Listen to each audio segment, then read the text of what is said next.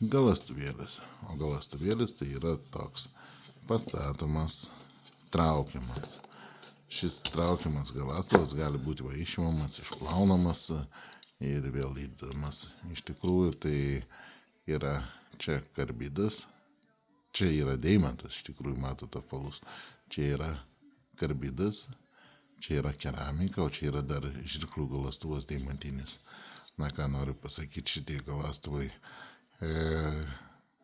nėra jie tokie idealūs, labai geriam peiliam jų negalima naudoti, tai yra vidutiniam, tokiam prastesniem, visokiam fiskariam, darkam, juos galite drąsiai naudoti. Tai yra pirmas naudojasi, kad kampas suvesti deimantas grubus, vėliau tiksliau kampas nudrožti, kai sakant, tai yra naudojamas karbidas ir galų gali keramika.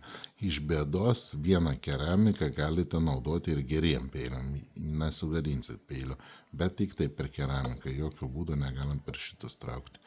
Gerus peilius turiu menį, japonus, dar ką. Šičia, taip, per keramiką nesugadinsit.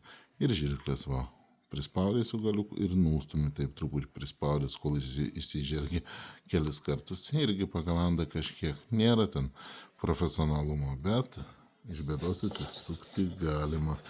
Sakykime, aišku, kas kiek laiko reikia ir prasiplauti būtent tas vietas, turiu menį, kur drožlės metalo atsiranda, viskas. O šiaip patogus. Nežinau, daug mažai, 10 euriukų. Galąstuvas jūsų. Iki.